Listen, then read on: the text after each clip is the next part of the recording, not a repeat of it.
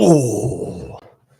All right, what is up? Coming at you at around 110 on the nose. WIUR Gales Radio in New Rochelle. It's Ball Knowers alongside Luke Dolan. How's everyone doing? I am Cameron Woolley. So, Luke, how'd you sleep last night after the? I slept pretty well, apparently, according to my Fitbit. I got like 7 hours of sleep somehow, which I was surprised by. I got around I ended up getting back to Knies around 12. Like Robbie and I ended up I getting also, back. the parking garage wasn't locked. Not that I was super worried, but I was a little worried. Yeah, I walked around that parking I know, garage yeah. once at like 2 a.m. So So, yeah, it's like you were we're good in good. that department. But then, that wasn't even the best thing that happened that night. Oh yeah, it was a great night. we- First of all, just want to say What a awesome show that we was had last fantastic. night. I loved that. I had so much fun. Great analysis. Robbie did a fantastic job. Oh, yeah. Going around the horn. Thank you to our e-board babysitters, Oliver doing the first show, and then James sticking it out with us. The producer for this show, actually, right now, James. So as he's waving through the mic, We love you, James. staying here until close to midnight, where security was walking around the hallway. Yep. Last night was a marathon, Oh, yeah. as the first round of the NFL draft always is. Yeah, it's you forget how long it is sometimes, but then it's why it's odd that I never usually watch past like the Giants pick usually. I mean, I always like to stick around past the giant pick, just to see what's happening. Also, I'm usually watching with someone. Like, rarely do I watch the draft like by myself. I'm usually talking to someone else, whether it be through Discord, whether I have other people there in person. I mean, like, I remember the only time I really actually no, there were times where I would shut off the draft and like a few picks after the giant pick. I remember in 2017 was the last time I watched the draft without having anybody like present with me, whether it be in person or through the power of the internet. So Right. All I right. remember last night, so fun. And the Giants, great They pick. didn't mess it up. Yeah, Malik Neighbors getting Neighbors picked is at 6 overall. the guy we really wanted. The guy we really wanted. If all the other picks then that got fall to us. The guy that we wanted. Yeah. The guy we really wanted. Malik Neighbors, a game-changing wide receiver. You talk about a difference maker. He's going to be a difference maker, man. Absolutely. He wins at all three levels of like speed, route running, and like contested catches. You have every one of those vets. Just look at the way he moves. I was watching some of his highlights before the show, and I'm like, wow, this guy's got something like really good. There's a reason why in recent weeks that he kind of jumped over Marvin Harrison Jr. on some boards, which I don't believe. I don't believe either. There was some sentiment from a lot of analysts, a lot of boards had Neighbors ranked ahead of Marvin Harrison Jr. And that, but I mean, Neighbors is good. Neighbors is really good. I don't know if I would put him ahead of Marvin Harrison.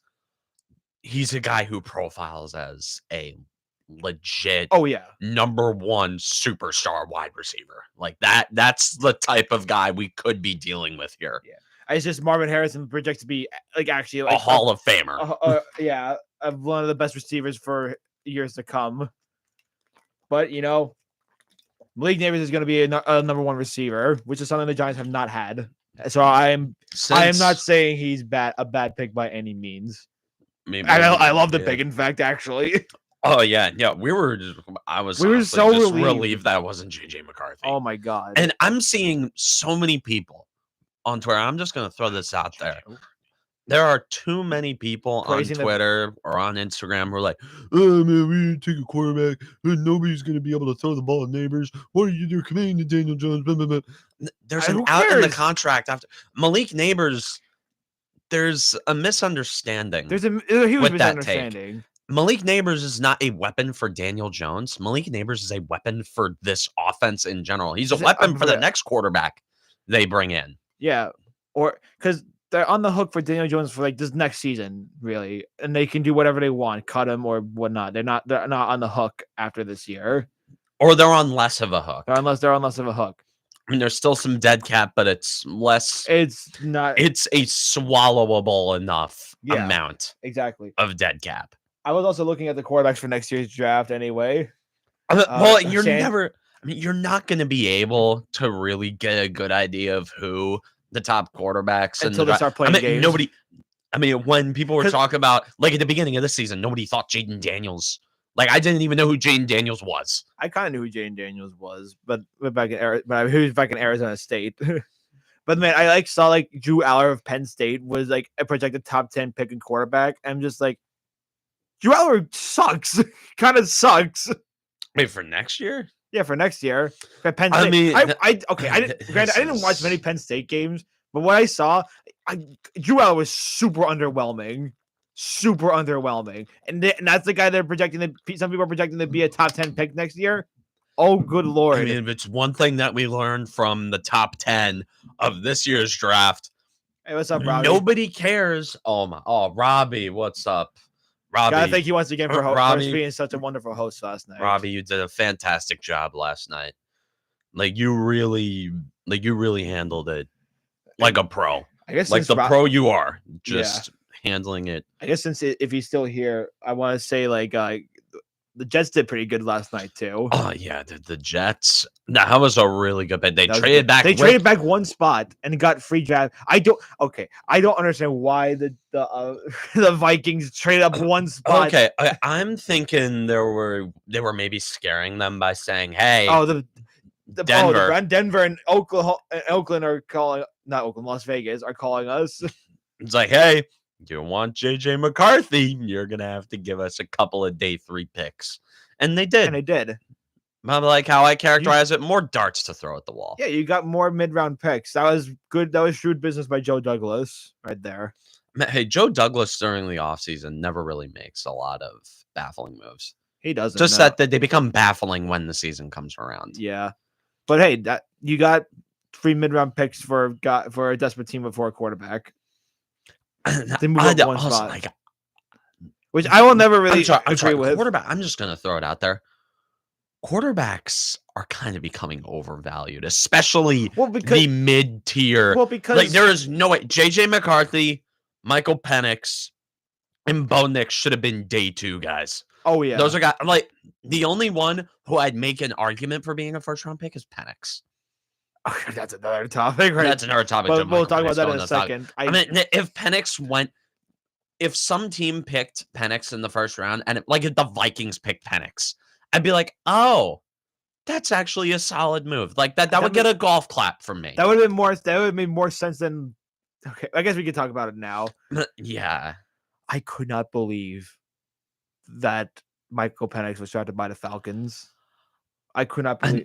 Did you see that Arthur Blank, the owner, I saw something. I didn't see all of went it. down to the war room and sort of was talking with the GM? That day, he's not happy. I don't why. That the owners just wrote a check for Kirk Cousins. $180 million to Kirk Cousins. And then you turn around and draft a quarterback who's already on the older Who's side on- for a see- rookie. See, honestly, He was a super senior. yeah, he was 20. Kirk Cousins is signed for a 4-year deal. So if Michael Penix is here for 4 years, he's gonna be 28. You're wasting his time. You're wasting your time. I mean, it was the Green Bay model, but Jordan Love was significantly younger. What was your favorite moment of the draft last night? I mean, the Giants not messing it up, first of all, but also laughing at the Falcons like for picking no, picking Penix. I was. You heard me. I was dying. listening. I was dying. I was listening to it again laughing. I was listening to it again on my way over here. Like I could, like, I don't know. Does Kirk Cousins play well under spite like Aaron Rodgers does though? Either could he? Dude, Kirk Cousins doesn't like Aaron Rodgers. I saw like that lit a fire on him. He's like, "Oh, you're gonna draft my replacement? Okay." Yeah, Kirk Cousins doesn't strike me as that type of guy. Kirk Cousins seems like a milk toast dude. Like he seems like a good guy, but I know for a fact like he's not happy. All the No, reports that no, came no. out, like reporters contacting his agent, they're like, yeah, this caught him off guard. You could have gone Roman Dude. You could have gone an edge rusher instead of Michael Penix. Brock Bowers. You could have gotten Brock Bowers. That would have been a better pick there. They already have Kyle Pitts. Oh no, bro. Maybe the 2 tight end set does well. I don't know. But you could have gotten another receiver, or you could have gotten an edge rusher, which they needed. They really needed edge rushers too. Like There was the best defensive were player, there. the best edge rusher in the draft, whoever they had as their number 1 edge rusher was available. Yeah, Latu, Turner, you had options. Either one. I could not believe that. I could not believe, because again, as I said, he's on the older side. So, and Kirk Cousins already signed for like 4 years. He's gonna be 28. Like, already in his, like, you're wasting the pick on a position you didn't really need. When you're in a short-term mode because you just signed a quarterback who is in his 30s to a 9-figure contract. You wasted a first-round pick, essentially. That is literally wasting a first-round pick. Not even just the 8th overall pick. A premium first-round pick. No defensive players had been. No defensive players were taken until like at least like when the 13th pick. I think the 14th pick. 14th pick. 14th like pick. That? Yeah, the Colts. The Colts. Colts took the first defensive player. You had options at premium defensive positions, and an elite defender, elite defenders, and you couldn't. And you picked a quarterback. A quarterback who doesn't really help you right now. Like, and Penix doesn't strike me as a guy who can elevate you that much. I mean, Penix is really good. I like Michael Penix more than a lot of people going into this draft. Oh yeah, but his right knee is gone by this point. Yes, and the Falcons play in a turf stadium and a very glossy looking turf at that. It's not MetLife, but it doesn't look good. That's not good optics. But and he's there's risk. There's so much risk there, and like he doesn't strike me as a guy who can win a Super Bowl for you. The top 3 quarterbacks who were taken, those strike me as guys who can win a championship for you. Those are guys who can elevate.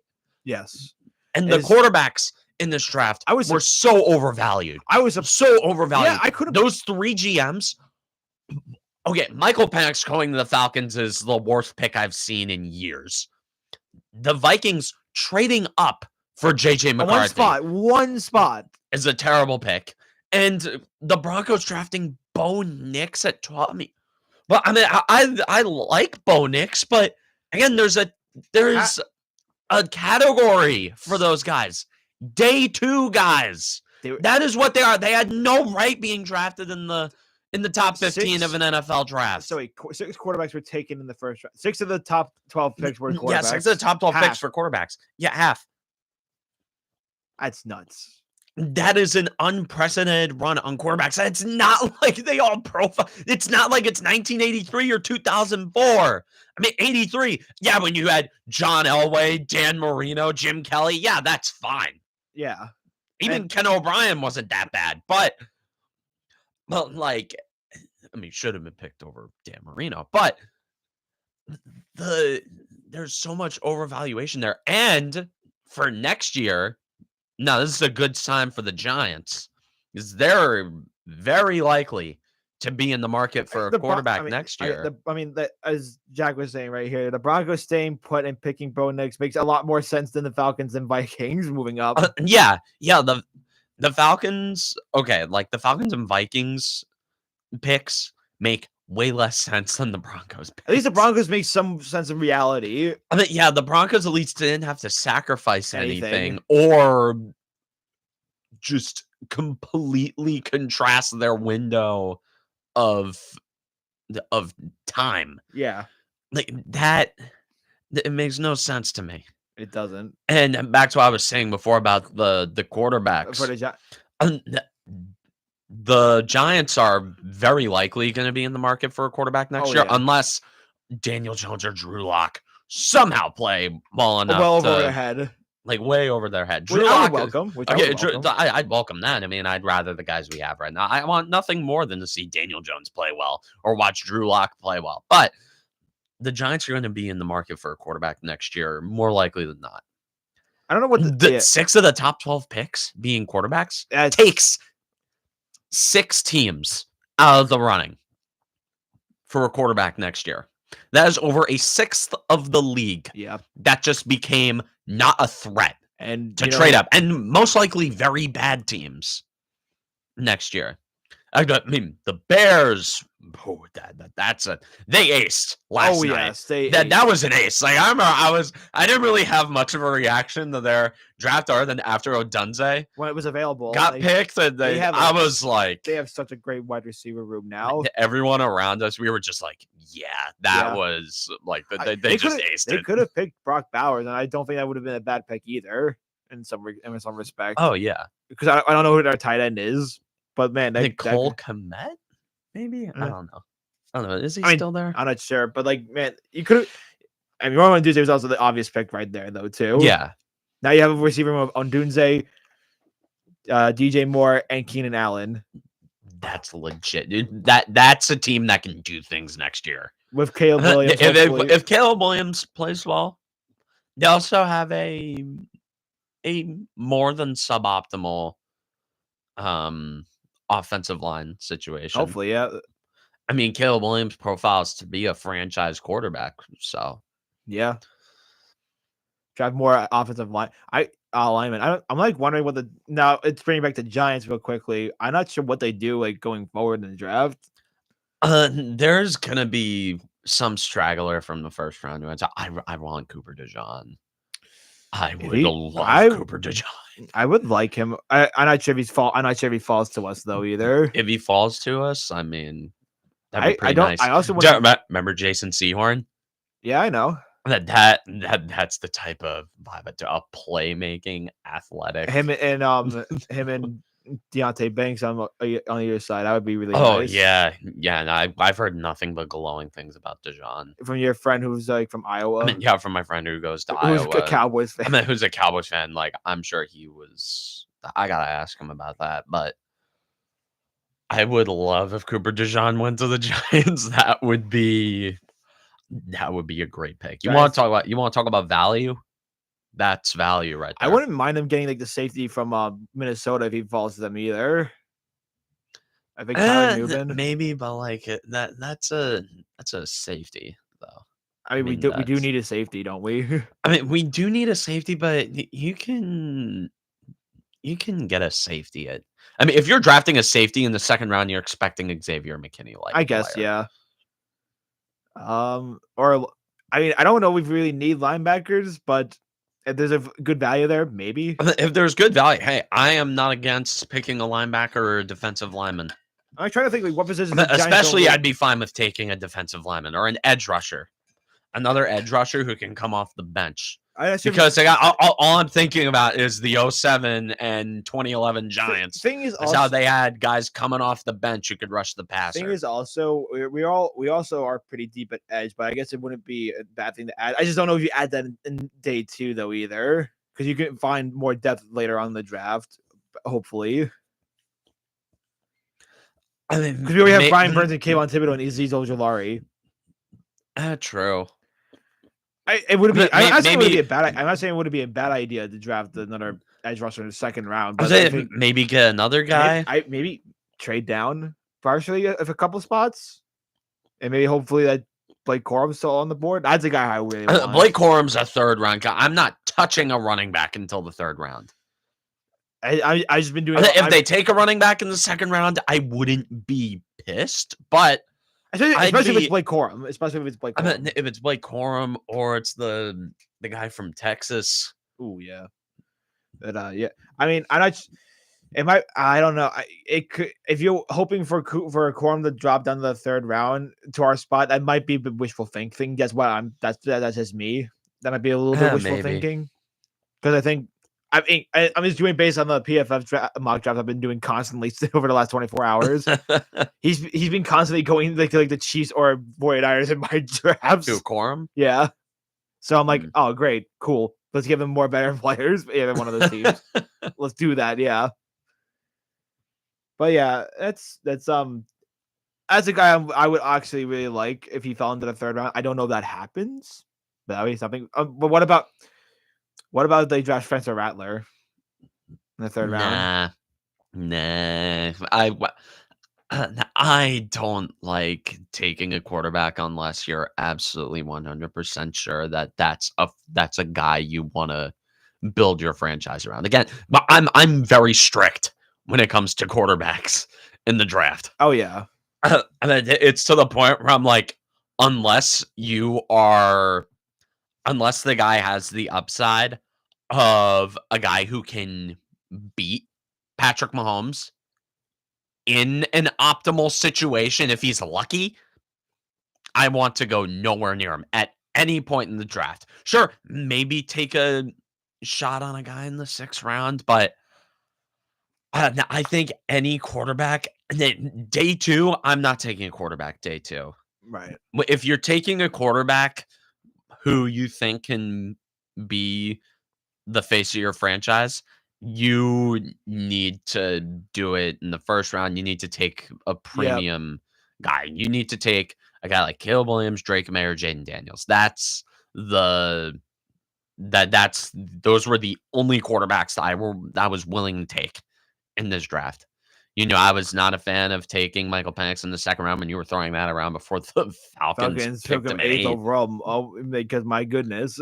I remember that was a talking point that you were Yeah. throwing at me for weeks. It's like, oh, Michael Penix in the 2nd round. I wouldn't hate. I wouldn't hate that though either. That's what happened. But now he's on the Falcons 8th overall I for wouldn't some reason. hate it, but I wouldn't like it.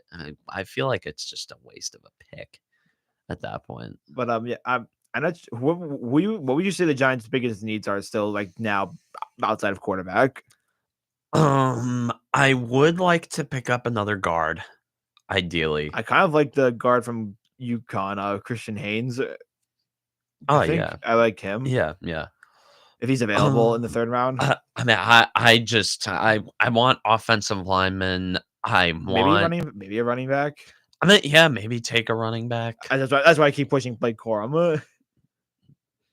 But it might be a bit awkward of a spot for us. Yeah, yeah. I would like to pick up a guard tonight. Yeah. That's what I want to see. I want a guard. If possible, yeah. Or I mean, we already got Malik Neighbors, but maybe another receiver. Our receiver room is like looking cool though. Yeah, if Daniel Jones wasn't our quarterback, the receiver room would look a lot better. I mean, Malik Neighbors is We have Jalen Hyatt. Malik Neighbors is a potential number 1 receiver. You have Wan'Dale Robinson, who's a really shifty slot guy who showed flashes of being really good, effective receiver. a really effective receiver. And you have Jalen Hyatt. And you have Jalen Hyatt, who all you need to do is just have him run in a straight line. Yep. And have the quarterback just throw the ball deep like that. That's what I didn't understand about the Giant game plan last year. Just like there were so many times where they had Jalen Hyatt just one-on-one in press coverage. I'm like, oh, Jalen Hyatt one-on-one in press coverage. You just have him run in a straight line because he can outrun anyone. Like he can outrun, in my opinion, every corner in the league. Yeah. And then as I even mentioned, like Darius Slayton, who I needs a new contract apparently still. I'm open to the Giants giving Slayton the new contract. I mean, yeah. He's been good. He's been a good soldier. He's been good with bad quarterbacks. Yeah. Well, Eli Manning's a bad quarterback. No. Dude, hey, I'm just saying, dude, Darius Slayton had some really good games with Eli Manning in his rookie year. Oh, yeah.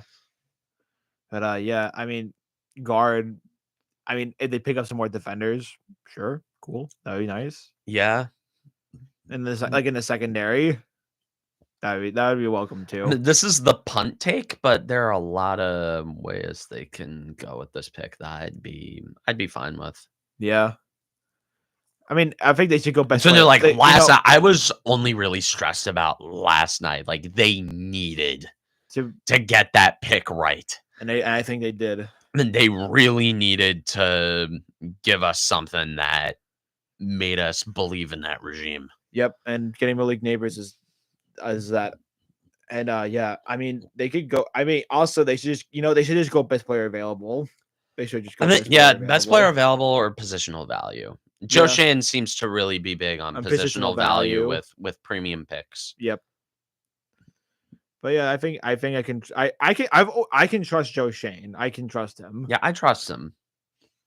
It's like sure, like the only real blemish on his draft record is Evan Neal, and that's a total captain hindsight move. Yeah. Everybody would have picked Evan Neal at the time. Yes. I'm not gonna fault him for taking Evan Neal there. And who knows? They could be salvaged if they move him over to guard at least. Which I mean, it's not the best thing, but hey, if you're able to salvage it, that's all you can. If he's able to become an elite guard, then that's very much worth the 7th overall pick. Oh yeah. We'll see. I'm liking the Giants, like hopefully building up their roster to be a more competitive roster. I hope that. Oh yeah, like fix up holes, but also get talented football players. That's what they need. That's what they need, and I kind of like our chances. But I guess I think we kind of already said what we all wanted to say about the draft. I do want to touch on one more thing at least. I'm seeing all this stuff from Giant fans saying, "Oh, we need to take a quarterback. We need to take a quarterback. We need to take a quarterback. We need Daniel Jones. He's terrible." I'm like, yeah, he is terrible. But you know what's worse than dealing with bad quarterback play for another year? Dealing with bad quarterback you don't play even know. And a sunk cost fallacy for another 5 with JJ McCarthy. Yeah.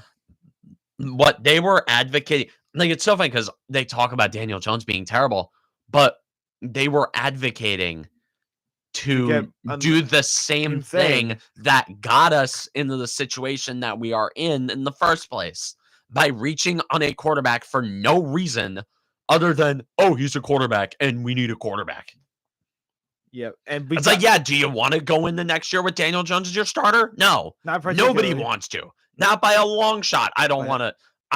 If I had the choice, I would have had the Giants draft Drake May. If it was my choice, I would have had Tommy DeVito lose those few games to get us into a position where we can draft Drake May. But hey, that's not what happened. We did pretty well getting Malik Neighbors. All things considered. We did well getting Malik Neighbors, and they're saying, "Oh, Bears gonna fire Daboll after this year." It's like he gave Dave Gettleman a leash of 4 years, and he did a terrible job. And Joe Shane's actually doing a good job. He's doing an okay job. He's done some pretty good drafts. I think considering what happened with Gettleman. Considering the former. We actually have some effective players who are starting for us regularly.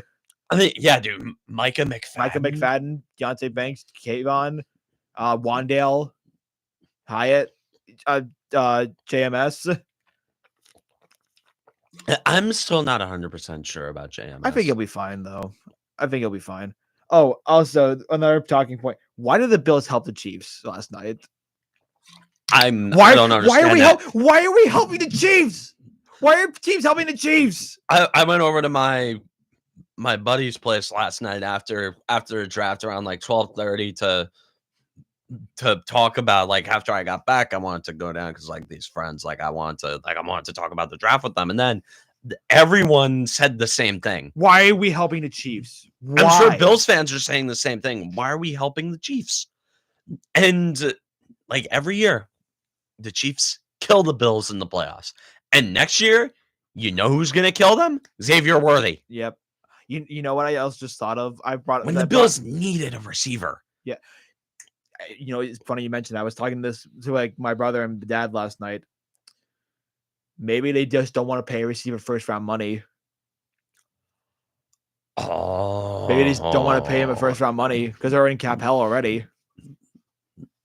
Imagine being in so much cap hell that you can't even afford to pay a receiver first round money. I mean, a rookie, yeah. I mean, it kind of makes some sense, but also you're still helping the Chiefs. But at what cost? You're helping the Chiefs still. I mean, Josh Allen got his payday, right? He must have gotten his payday. Oh yeah, he's still he's under contract, but I guess it makes some sense. I don't know if what the difference in money is between a second and first round pick. I imagine it's a lot. Oh yeah, yeah. Especially with we talked about Caleb Williams' signing bonus, $24 million. That is a lot. That doesn't go against the cap, but it's a lot of money. It's generational wealth. If you're smart with it, you don't have to work another day in your life. Yeah, if the Bills pick up Mitchell or who's the other receiver from Texas, Mitchell. Yeah, Adonai Mitchell. Adonai Mitchell. I thought Mitchell would have been the pick for the Chiefs there. Now they gotta get another fast receiver. But it's their scheme. Yep. They like their fast receivers. If they want a big body guy to catch footballs, they have Travis Kelce. Yep. To do that. They have Travis Swift. Which God, I hope they break up. I mean, I don't care that much. I don't care that. I mean, like good for them. Yeah. But God, I'm fatigued. Yeah. I'm not. I don't think it's ruining football, but I am a little fatigued by hearing about it and all that. But yeah, if the Bills pick up Mitchell with the first pick in the second round, I think it's because they don't want to pay first round money to a wide receiver. I really think that's what it is. They didn't have a first round pick. They ended up not having. They traded out of the first round. No, that's actually a believable theory, dude. Your brother's cooking. But yeah, but my brother and dad were cooking up that theory, and I believe that now too. I just want to say, like, sports takes from dads can be on point sometimes. Oh yes. I mean, like I'll be talking football with my dad a lot, and we were texting yesterday, like during the afternoon about what we want the pick to be, and I don't know, like there are some times where I'll listen to him say something like, you know what, that actually makes a lot of sense. Yep. I mean, he's been dead right about some. I mean, he was a little apprehensive about Drake May because I'm a guy from the New York Post. I think it's forgot his the name. New York Post. Guy from the New York Post, but like Merrill Hoge. Okay. I mean, he's like, no, he's been right about a lot of stuff. Drake May's got, and I was watching some of Drake May's tape. Oh yeah, I saw you watching. I was watching some tape. Like you're a scout. Dude, we all act like scouts. Oh yeah. This time Oh of year. yes. Oh no. This isn't even the most tape grinding I've done in a draft. The most tape grinding I've done in a draft. Actually, I didn't even do much of any tape grinding for this draft. I just watched a couple of games of JJ McCarthy and Drake May tape. But like I watched so much tape in the 2021 draft. Because my friends and I really got into it. Like we would sit down in Discord VCs and just be watching to like someone would share their screen. I was like, my friend, he has a Google sheet that someone sent him where it's just game tape or like all 22 from basically every single prospect in the draft. And that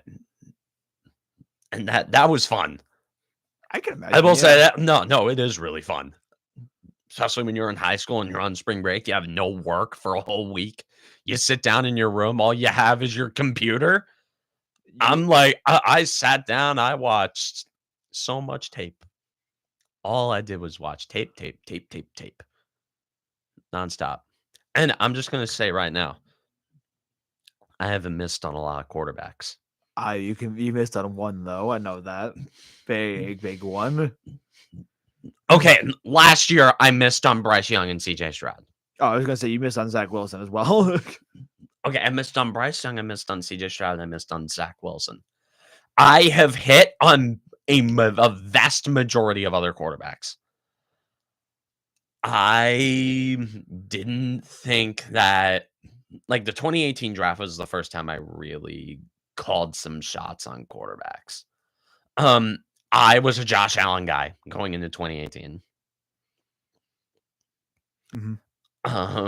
Although I kind of missed on a bunch of the other quarterbacks in 2018. Ooh. I mean, I kind of hit on Baker Mayfield.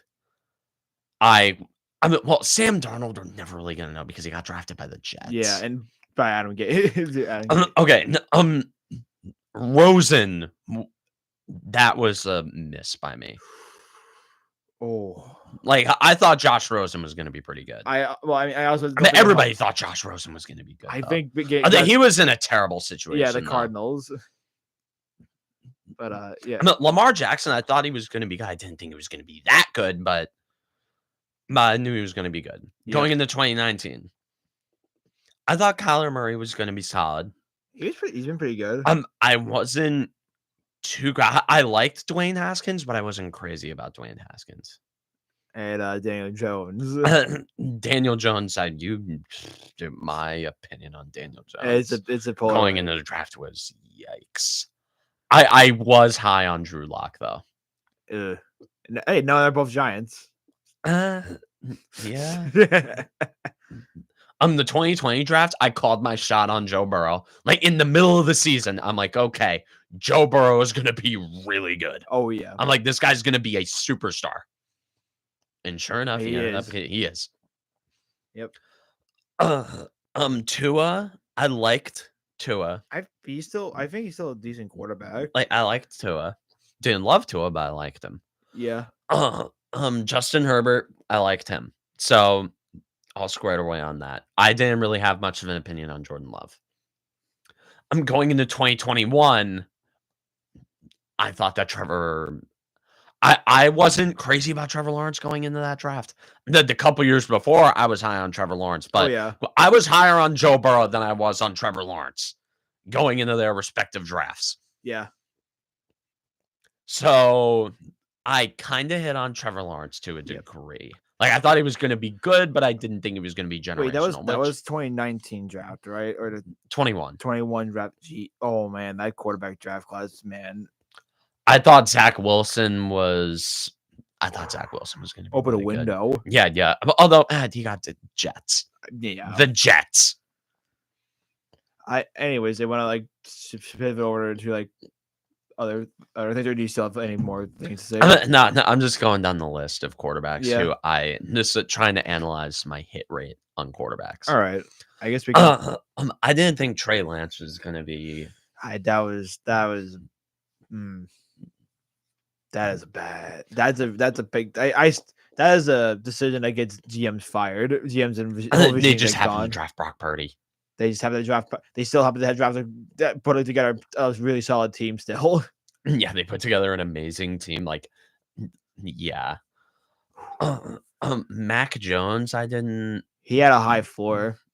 Mac Jones, I was kind of like so about. Like, I didn't think he was a top tier quarterback. I thought some team was going to reach on Mac Jones, and it was the Patriots. And yeah, sure enough, they ended up reaching on Mac Jones. I didn't hate him, but I didn't love him either. In his rookie year, he was decent. Okay, he was good. Led them to the playoffs, but wasn't really much outside of that. Yeah. Anyways, in 2022, I missed. I will admit I missed. Or 2022, there wasn't really any quarterback.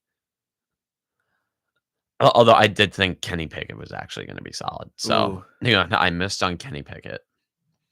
And last year, I thought Bryce Young and CJ Stroud. I had them flipped. Like I thought Bryce Young was going to be really good, and I thought CJ Stroud was going to be bad because of Ohio State.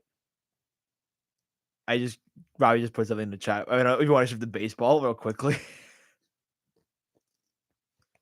Oh yeah, wait, Jackson Holiday got apparently Jackson Holiday optioned. Oh, that's not a good look. They kind of rushed him though. Like they really sped him up, and he got kind of exposed. I can't believe he's Matt Holiday's son. Like I remember seeing Matt Holiday play. I remember Matt Holiday playing on the Yankees in 2017. Oh.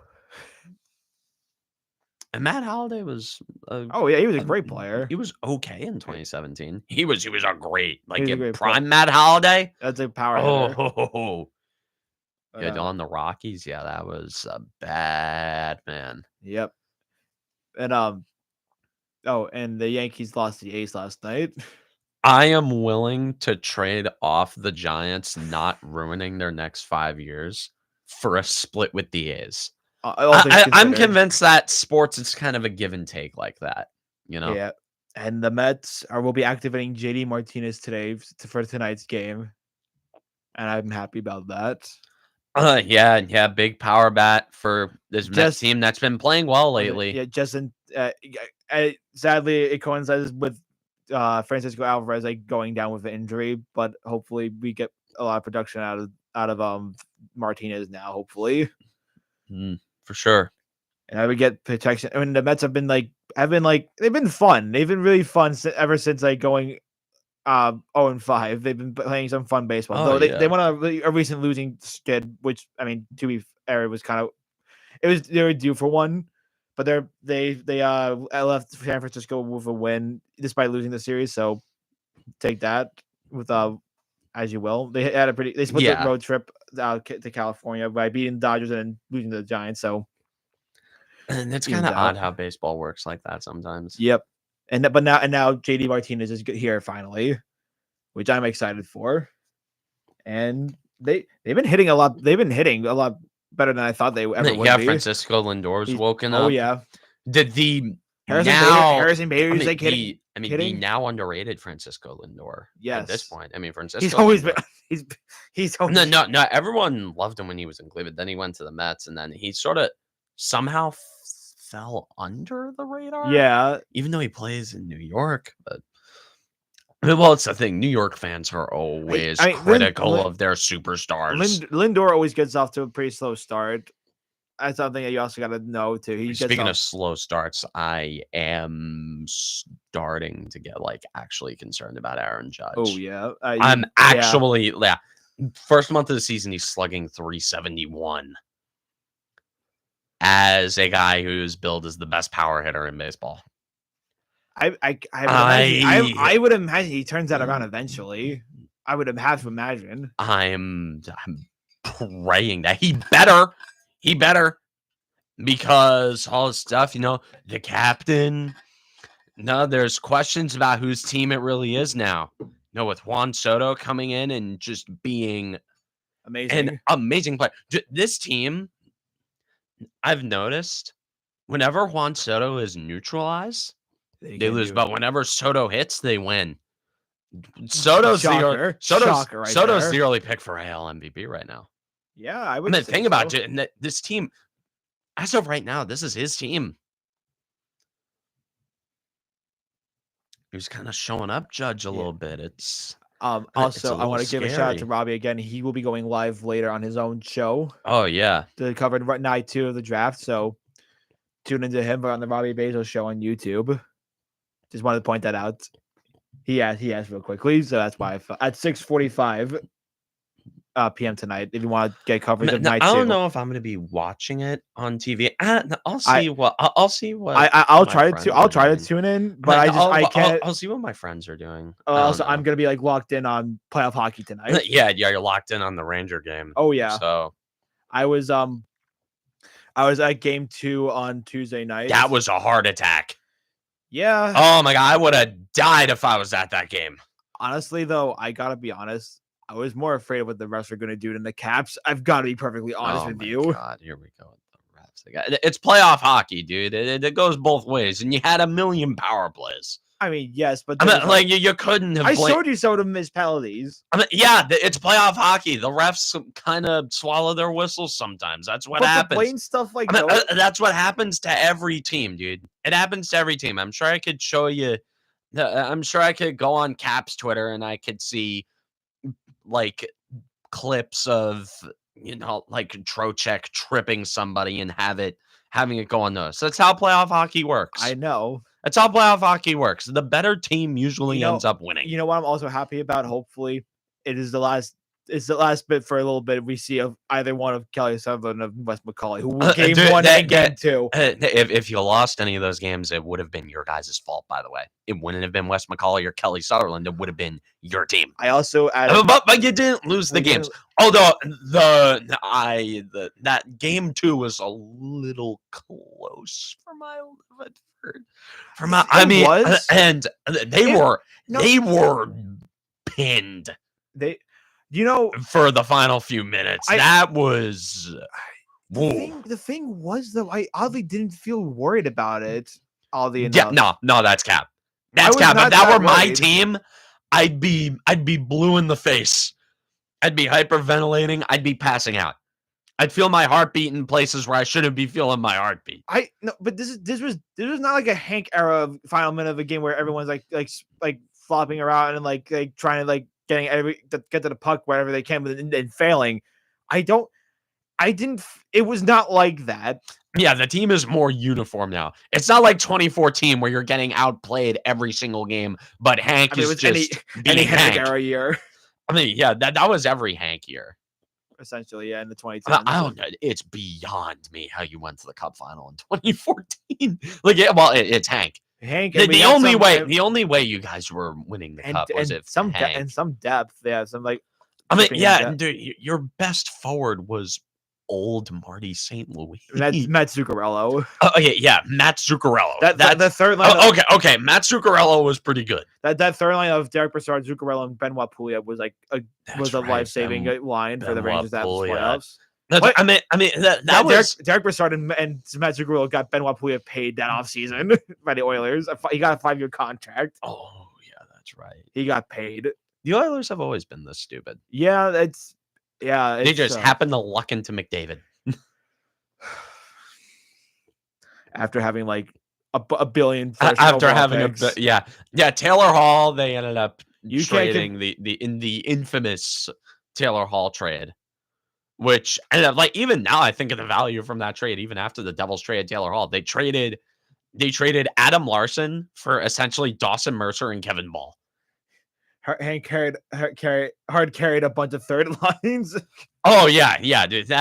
Rick Nash was supposed to be a top forward, but the thing, like he just vanished in the playoffs of the Rangers. He did, but 2015 he did show up somewhat comparatively speaking, but like, the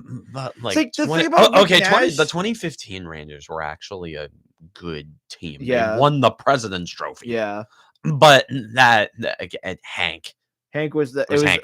No, the 2010s Rangers, I think of them as having a few good players, but there was they didn't have an Artemi Panarin caliber forward. They didn't have an Adam Fox caliber defenseman. The closest we had was Ryan McDonagh, and I love Ryan McDonagh, but he was good. He was really good. He was a great two-way defender. He was really good, but he's not what you think of when you think of a number one defenseman. You think of a guy like Adam Fox. You think of Victor Hedman. You think Roman of Josi, Kel McCarr, Roman Josi. Even though I'm just throwing this in there because I'm a homer, you think of Dougie Hamilton. You think of a guy like that. Even Quinn Hughes. Quinn Hughes. Yeah, maybe Luke, if God willing he works out. I would say the top, like the elite tier defenders are like Dahlin, maybe. Rasmus Dahlin's a good player. Dude, you want to talk about overlooked? Oh yeah, Rasmus Dahlin. He's been really good. He's been a quietly elite defenseman. Sweden's been a gold mine for elite defensemen. Oh yeah, Sweden. The Josi is Swiss. Is he? I thought he was Finnish. No, Roman Josi's Swiss. Trust me, I know a lot about Swiss hockey players. The Devils have like the most Swiss hockey players ever. Our captain's Swiss. Yeah. One of our star wingers is Swiss. And the goalie who carried us in the playoffs last year is Swiss. Dahlin in Buffalo, they hired Lindy Ruff. Which is a decision. Lindy Ruff has now been employed in every decade of the Sabres' existence. He's been how many presidents have been in office? And that's how I always like to date sports success. So who was in office? The Sabres were around in like the 70s. So Jimmy Carter. Before the Miracle on Ice, yeah. Yeah, before the Miracle on Ice. So Jimmy Carter. Okay, now how many? Okay, so Carter, Reagan, Bush 1, Clinton, Bush 2, Bush the sequel, Obama, Trump, and Biden. So 8 presidents since Lindy Ruff started being involved in hockey. He should have stayed in New Jersey, in my personal opinion. No. I mean, I'm not. Now that he's gone, I'm kind of like I'm looking at the Lindy Ruff tenure for what it was. You got something. I mean, we got something. He developed. He had a hand in developing Jack Hughes and Jesper Bratt and Nico Hischier into what they ended up being. Yeah. I mean, Jack Hughes and Jesper Bratt, like, especially Jesper Bratt, is not a point per game winger without Lindy Ruff as his coach. Okay. And like, yeah, they got the 1 year in the playoffs, and sure, this year there were You know who they should hire? massive expectations. You know who they should which hire? which I am gonna hold them accountable for not hitting. I've you know me. I am Oh, yeah, not you were happy very at critical. all with the Devils right now. But You know who they should hire? David Quinn. no. They should hire David Quinn. I mean, yeah, I know you want them to hire David Quinn. Well, but you guys would actually beat the Rangers, though. That's a whole other thing. We tried to actually beat the Rangers like consistently, but that's a whole other thing. I mean, I don't care about beating just the Rangers. I care about beating everyone. everybody. Oh yeah, I care about beating everybody because that's what this team should be thinking about now. Yep. Is what they can do to win a Stanley Cup. Okay. One of the last couple of things I want to bring it up before we end the show today. The Islanders are down 3-0 to the Carolina Hurricanes. We didn't really talk. Man, your pick of the Islanders is looking really bad now. Yeah. No, it was out of obligation. It was out of obligation. You know, after what happened in game 2, there's no way they win another game. You don't and win. And losing last night, there's no reason why they're not getting swept. They are getting swept at home. Where they at bare minimum needed to win both those games at home, and they didn't. Yeah. And they didn't. They are getting swept. I mean, well, that Islander team was. Nobody thought that team was. They should have won. The way they lost game 2 is a game that breaks teams. Yeah, that breaks franchises. That really breaks franchises. Like you talk about, I mean, the Falcons 28-3. Okay, yeah, and 20-3. The Panthers are up 3-0 in the series on their thing, and also you think of another loss that breaks Ottawa, the knuckle puck. Yeah. That broke them. Who cares? Who cares? The Senators suck. I hate them. Oh, also another team, the Dallas Stars. They are cooked. They are actually cooked. They are cooked. I'm just gonna throw it out there. That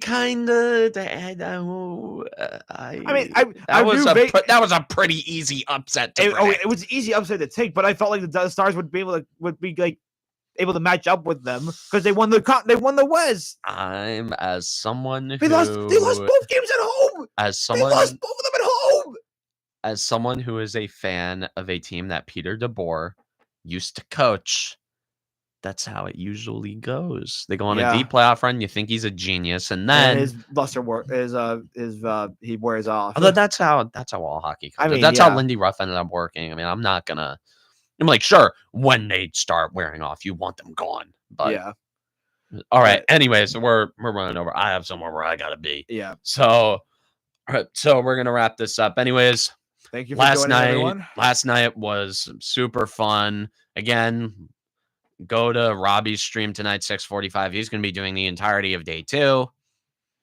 And hopefully the Rangers go up 3-0 on the Caps tonight after tonight. And hopefully JD Martinez does well for the Mets tonight as well. That would be welcome. That would be welcomed change or welcome things to happen. I have no comment on either of those. But anyways, from WIUR, Luke Dolan, this has been Ball Knowers. I am Cameron Woolley, wishing you so long. Adam Fraser commits. Oh, no. Okay, no, it was a highlight. I thought it was he commits robbery. I thought it was an actual crime. Okay. So, anyways, no, it was a highlight. Take care. Great show. My mistake. But we'll see you. I don't know. Do we have next week? I don't know. I bet maybe. I don't know. We'll play it by ear. Okay, we do have it next week. Next Friday will be our final show semester before finals. All right. Take care, everyone.